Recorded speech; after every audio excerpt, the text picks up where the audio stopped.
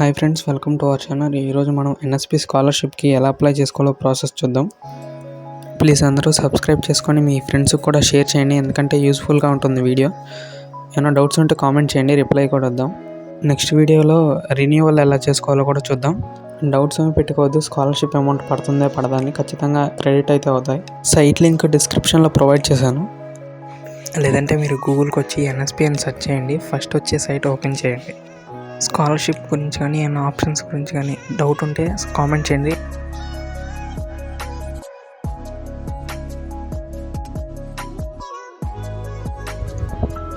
ఆ 4 లైన్స్ మీద క్లిక్ చేశాక మీకు అప్లై ఫర్ స్కాలర్షిప్ అనే వస్తుంది ఆప్షన్ క్లిక్ చేయండి. మీ ఓటీఆర్ నెంబరు, పాస్వర్డ్ మీరు సేవ్ చేసుకుంటారు కదా, ఆ పాస్వర్డ్ ఓటీఆర్ నెంబర్ ఎంటర్ చేయండి. నేను ఎంటర్ చేసి చూపిస్తున్నాను మీకు. తర్వాత క్యాప్చా ఎంటర్ చేయండి. నా సైడ్ నుంచి చిన్న స్మాల్ రిక్వెస్ట్, ప్లీజ్ సబ్స్క్రైబ్ చేసుకోండి, అందరూ లైక్ చేయండి, మీ ఫ్రెండ్స్కి కూడా షేర్ చేయండి, ఎందుకంటే స్కాలర్షిప్ యూజ్ అవుతుంది కదా. మీకు ఏమైనా డౌట్స్ వస్తే కామెంట్ చేయండి, ఖచ్చితంగా రిప్లై ఇస్తాను. మీకు ఎలాంటి డౌట్ ఉన్నా స్కాలర్షిప్ల గురించి కానీ దేని గురించి అయినా కామెంట్ చేయండి, ఖచ్చితంగా మనం వీడియో చేద్దాం. అందరూ సబ్స్క్రైబ్ చేసుకోండి, సబ్స్క్రైబ్ చేస్తే నాకు కూడా కొంచెం మోటివేషన్ లాగా అనిపిస్తుంది, ఓకేనా. ఈ ఇయరే అప్లై చేస్తుంటే స్కాలర్షిప్కి అప్లై ఫ్రెష్ అని క్లిక్ చేయండి. మన నెక్స్ట్ వీడియోలో స్కాలర్షిప్ ఎలా రెన్యువల్ చేసుకోవాలో కూడా చూద్దాము. ఫుల్ డీటెయిల్డ్గా వీడియో అయితే చేస్తాను తెలుగులో. ఇన్స్ట్రక్షన్స్ అన్నీ మీరు కావాలంటే చదువుకోండి, కాకపోతే ఒక 5th పాయింట్ మాత్రం ఇంపార్టెంట్. అందరూ ఆధార్ బ్యాంక్తో సీడ్ అయి ఉండాలి, లేదంటే అమౌంట్ పడవు. అందరూ ఈ మిస్టేక్ చేయకుండా ముందే ఆధార్ని బ్యాంక్తో సీడ్ చేయించుకోండి, అకౌంట్ చేయించుకోగానే. అప్ టు 10th వరకు అయితే ప్రీ మెట్రిక్ స్కాలర్షిప్, 10th తర్వాత నుంచి అయితే పోస్ట్ మెట్రిక్. ఆ 2 బాక్సెస్ క్లిక్ చేసేయండి. నెక్స్ట్ స్టెప్లో మీ స్టేట్ డొమైన్ ఎంటర్ చేయాలి.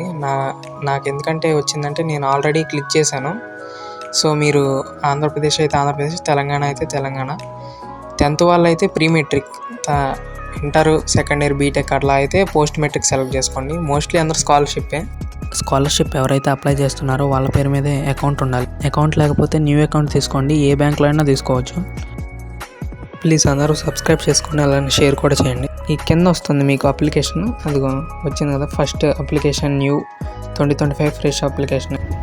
ప్రొసీడ్ ఉంది కదా బటన్, ఆ ప్రొసీడ్ మీద క్లిక్ చేయండి.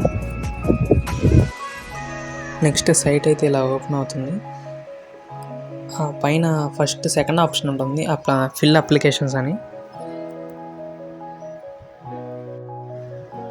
జనరల్ ఇన్ఫర్మేషన్ ఆల్రెడీ సేవ్ అయి ఉంటుంది, ఎందుకంటే మనం ఫస్ట్ స్టెప్లో చేసాం కాబట్టి స్టేట్ అన్నీ సేవ్ అయి ఉంటాయి. పర్సనల్ ఇన్ఫర్మేషన్ కూడా ఓటీఆర్ నెంబర్ని బట్టి సేవ్ అయిపోద్ది. మీరు అప్లికేషన్లో ఇచ్చే ఇన్ఫర్మేషన్ అంతా కరెక్ట్గానే ఇవ్వండి. ఒకసారి 1-2 టైమ్స్ చెక్ చేసుకోండి, ఎందుకంటే మళ్ళీ చేంజ్ చేయడానికి ఆప్షన్ ఉండదు సైట్లో. సో ముందే చేసుకోండి, ఎందుకంటే మళ్ళీ సైట్లో ఆప్షన్ ఉండదు. మీరు చేంజ్ చేయాలంటే మళ్ళీ అప్లికేషన్ విత్డ్రా చేసుకొని మళ్ళీ న్యూ అప్లికేషన్ పెట్టుకోవాలి. సో అందరూ కరెక్ట్ ఇన్ఫర్మేషన్ చెక్ చేసుకొని ఇవ్వండి. నెక్స్ట్ మీ కమ్యూనిటీ, ఓబీసీయా, జనరలా, ఎస్టీయా, ఏదైతే అది, రిలీజియన్, ఫ్యామిలీ ఇన్కమ్ సర్టిఫికేట్లో ఎంత అమౌంట్ అయితే ఉంటుందో అంత ఎంటర్ చేయండి. అందరికీ క్యాస్ట్ ఇన్కమ్ సర్టిఫికేట్స్ ఉండాలి. నెక్స్ట్ స్టెప్లో మనం డాక్యుమెంట్స్ అప్లోడ్ చేయాలి. దివ్యాంగజన్ అంటే ఫిజికల్లీ హ్యాండిక్యాప్డా కాదా, నో ఇచ్చేయండి. ఎస్ అయితే ఎస్. పేరెంట్స్ ప్రొఫెషన్ ఇక్కడ ఒక లిస్ట్ అయితే ఇస్తారు, ఆ లిస్ట్లో ఉన్న ప్రొఫెషన్ అయితే ఓకే, లేదంటే అదర్ ఇచ్చేయండి, ఏం కాదు. Marital status unmarried. Any of the parent is not alive అంటే పేరెంట్స్ ఉన్నారా లేరా అని, ఉంటే నాట్ అప్లికబుల్ పెట్టండి, లేకపోతే ఆప్షన్ సెలెక్ట్ చేసుకోండి. అడ్రస్ మాత్రం మీ పర్మనెంట్ అడ్రస్ ఇచ్చేయండి, డిస్టిక్, లొకాలిటీ అన్నీ ఎంటర్ చేశాక నెక్స్ట్ సేవ్ అండ్ నెక్స్ట్ అనే ఆప్షన్ క్లిక్ చేయండి. నెక్స్ట్ స్టెప్కి సైట్ ఓపెన్ అవుతుంది. క్యాస్ట్ ఇన్కమ్ సర్టిఫికేట్స్ లేకపోతే మీ సచివాలయం కానీ మీ సేవకి వెళ్ళి అప్లై చేసుకోండి. డాక్యుమెంట్స్ అయితే అప్లోడ్ చేయాలి కంపల్సరీగా.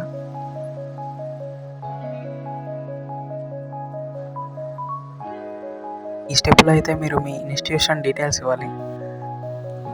గెట్ ఇన్స్టిట్యూషన్ అనే ఆప్షన్ మీద క్లిక్ చేయండి. అక్కడ మీ స్టేటు, డిస్టిక్, ఇన్స్టిట్యూషన్ నేమ్ అంటే కాలేజ్ నేమ్ ఎంటర్ చేయండి.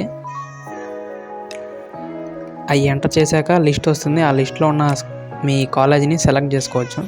ఈ స్కాలర్షిప్కి 11th క్లాస్ వాళ్ళు మాత్రమే ఎలిజిబుల్. 11th క్లాస్లో అప్లై చేస్తుంటే 12thలో రెన్యూ చేసుకోవచ్చు. 12thలో అయితే అప్లై చేయడానికి ఉండదు. లేదంటే మీకు కాలేజ్ ఎన్సీవీటీ కోడ్ కానీ తెలుసుంటే ఆ కోడ్ ఎంటర్ చేసి సెర్చ్ అండ్ క్లిక్ చేయండి. అలా చేసినా మీరు కాలేజీని సెలెక్ట్ చేసుకోవచ్చు. మీకు డిస్టిక్ స్టేట్ ఎంటర్ చేశాక మీ కాలేజ్ నేమ్ ఎంటర్ చేశాక ఇలా వస్తాయి ఆప్షన్స్. మీ కాలేజ్ ఏదైతే ఉంటుందో దాన్ని ఆరెంజ్ బ్లాక్స్కి క్లిక్ చేయండి, సెలెక్ట్ అవుతుంది కాలేజ్. ఎస్ అని క్లిక్ చేయండి.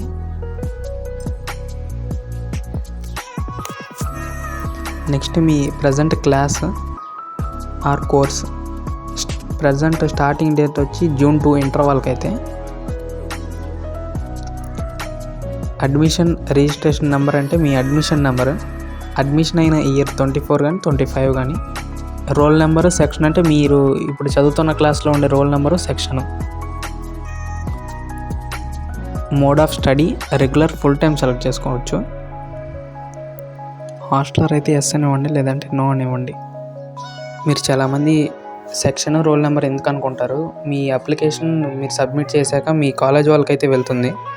ఫర్దర్గా కాలేజ్ వెరిఫికేషన్ తర్వాత మీకు స్టేట్ లెవెల్ వెరిఫికేషన్ అయితే జరుగుతుంది. అమౌంట్ అయితే ఇప్పుడల్లా క్రెడిట్ అవ్వవు, మీకు మార్చ్ ఆ టైంకి అకౌంట్స్లో అయితే క్రెడిట్ అవుతాయి. మీ అకాడమిక్ డీటెయిల్స్ అయితే ఇప్పుడు ఎంటర్ చేయండి. ప్రీవియస్ అకాడమిక్ డీటెయిల్స్ అంటే మీ 10th క్లాస్ డీటెయిల్స్. ఇప్పుడైతే మీ బోర్డు అయితే ఎంటర్ చేయాలి. ఆంధ్రప్రదేశ్ వాళ్ళకైతే Andhra Pradesh board of secondary education అని ఉంటుంది. ఇయర్ ఆఫ్ పాసింగ్, మీరు ఏ ఇయర్లో పాస్ అయితే 2025. కోర్సు, నెక్స్ట్ పర్సంటేజ్ మొత్తం మీకు ఎంత వచ్చిందండి.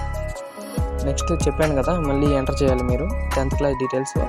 మీ hall ticket number 2 times enter చేయాలి. ప్రీవియస్ అకాడమిక్ డీటెయిల్స్ కిందే ఉంటుంది 10th క్లాస్ డీటెయిల్స్ అని.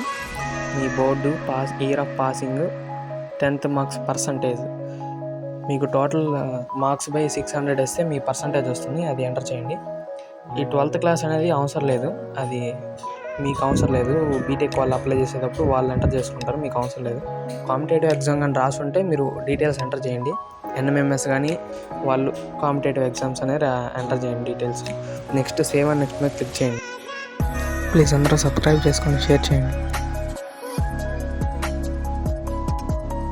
ఈ స్టెప్లో అయితే మీరు మీ క్యాస్ట్, ఇన్కమ్, డాక్యుమెంట్స్ అయితే అప్లోడ్ చేయాలి. మీరు సెలెక్ట్ చేసుకోండి, వాళ్ళు ఇచ్చిన క్రైటీరియా ప్రకారమే ఉండాలి మ్యాండేటరీ. ఫస్ట్ మీ క్యాస్ట్ సర్టిఫికేట్, తర్వాత ఇన్కమ్ సర్టిఫికేట్. అక్కడ మ్యాండేటరీగా ఇచ్చారు కదా డాక్యుమెంట్ ఎంత సైజులో ఉండాలని, 20 KB to 200 KB మధ్యలో మాత్రమే ఉండాలి. PDF ఫార్మేట్లో ఉండి అప్లోడ్ చేసేయండి. అప్లోడ్ చేసిన తర్వాత సేవ్ అండ్ నెక్స్ట్ క్లిక్ చేయండి. తర్వాత ఫైనల్ స్టెప్ అయిపోతుంది. Thanks for watching guys. Like చేయండి, సబ్స్క్రైబ్ చేసుకోండి, మీ ఫ్రెండ్స్ కూడా షేర్ చేయండి అలానే వీడియో. నెక్స్ట్ వీడియోలో రెన్యువల్ ప్రాసెస్ చూద్దాం.